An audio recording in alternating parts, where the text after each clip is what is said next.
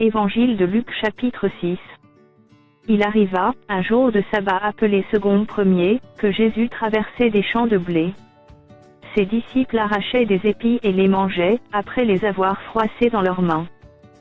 Quelques pharisiens leur dirent: Pourquoi faites-vous ce qu'il n'est pas permis de faire pendant le sabbat? Jésus leur répondit: N'avez-vous pas lu ce que fit David, lorsqu'il eut faim, lui et ceux qui étaient avec lui?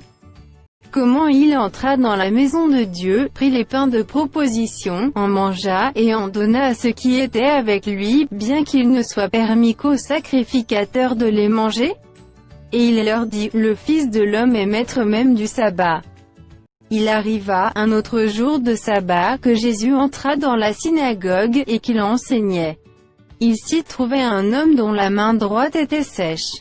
Les scribes et les pharisiens observaient Jésus, pour voir s'il ferait une guérison le jour du sabbat, c'est afin d'avoir sujet de l'accuser. Mais il connaissait leurs pensées, et il dit à l'homme qui avait la main sèche: Lève-toi, et tiens-toi là au milieu. Il se leva, et se tint debout.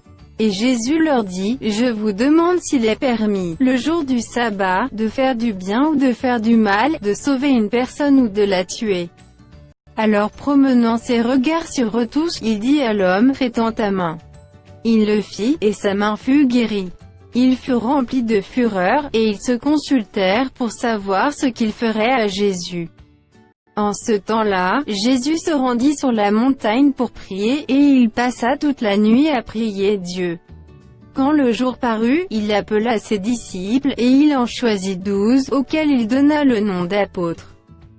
Simon, qu'il nomma Pierre, André, son frère, Jacques, Jean, Philippe, Barthélemy, Matthieu, Thomas, Jacques, fils d'Alphée, Simon appelé le Zélote, Jude, fils de Jacques, et Judas Iscario, qui devint traître.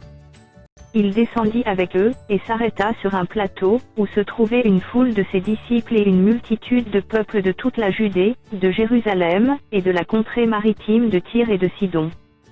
Ils étaient venus pour l'entendre, et pour être guéris de leur maladie. Ceux qui étaient tourmentés par des esprits impurs étaient guéris. Et toute la foule cherchait à le toucher, parce qu'une force sortait de lui et les guérissait tous. Alors Jésus, levant les yeux sur ses disciples, dit: Heureux vous qui êtes pauvres, car le royaume de Dieu est à vous. Heureux vous qui avez faim maintenant, car vous serez rassasiés. Heureux vous qui pleurez maintenant, car vous serez dans la joie. Heureux serez-vous, lorsque les hommes vous haïront, lorsqu'on vous chassera, vous outragera, et qu'on rejettera votre nom comme infâme, à cause du Fils de l'homme. Réjouissez-vous en ce jour-là et tressaillez d'allégresse, parce que votre récompense sera grande dans le ciel, car c'est ainsi que leur Père traitait les prophètes. Mais, malheur à vous, riches, car vous avez votre consolation. Malheur à vous qui êtes rassasiés, car vous aurez faim. Malheur à vous qui riez maintenant, car vous serez dans le deuil et dans les larmes. Malheur, lorsque tous les hommes diront du bien de vous, car c'est ainsi qu'agissait leur Père à l'égard des faux prophètes. Mais je vous dis, à vous qui m'écoutez, aimez vos ennemis, faites du bien à ceux qui vous haïssent. Bénissez ceux qui vous maudissent, priez pour ceux qui vous maltraitent. Si quelqu'un te frappe sur une joue, présente-lui aussi l'autre.